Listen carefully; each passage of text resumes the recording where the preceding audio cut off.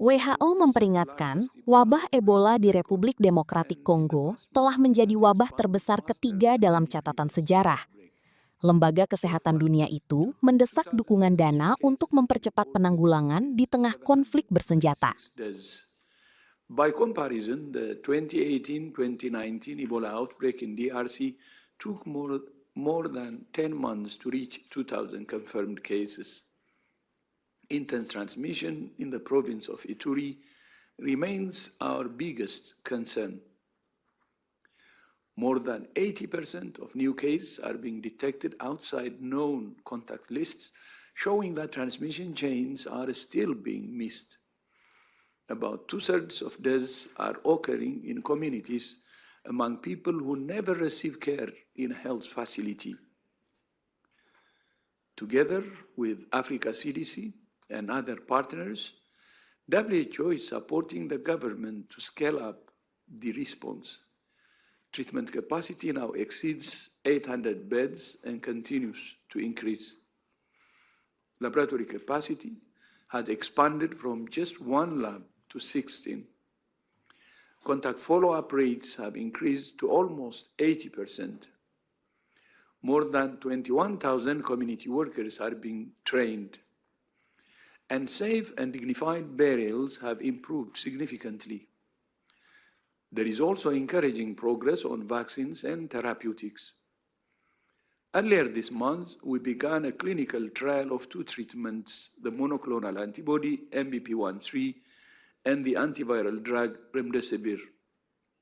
On Monday, the first safety trial began of the ChAdOx1 vaccine led by the University of Oxford.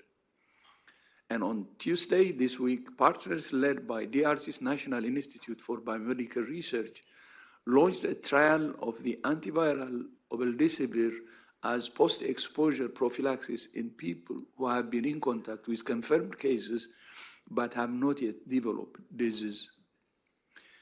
Even without approved vaccines and treatments, 377 people have recovered, showing that with early diagnosis and safe care, this disease can be survived and stopped.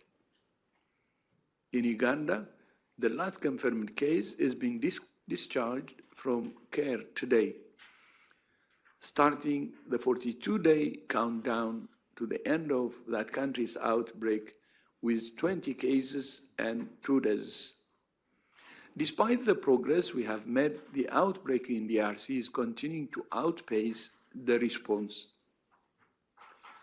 Active armed conflict is hampering access to the affected areas and hindering the response. Just yesterday, a treatment center in Bunia was attacked. We face several technical challenges, but we also need political intervention to facilitate the scale-up in the response that we need. Our priorities are to reduce transmission in Ituri by strengthening surveillance, safe and dignified burials, clinical management, and community management, and by strengthening response capacity in newly affected provinces before transmission becomes established. But to do this, we urgently need the support of the international community. We still face a shortfall of more than $400 million in the joint WHO Africa CDC Continental Preparedness and Response Plan. We urge donors to fill this gap and to help us to control this outbreak as quickly as possible. This is not charity, it's an investment in national security. While we don't have a vaccine for Bundibugyo virus, there are many other one-sphere diseases that can now be easily prevented with vaccines, from measles to polio and cervical cancer. Jelajahi cara baru mendapatkan informasi. Download MetroTV Extend sekarang.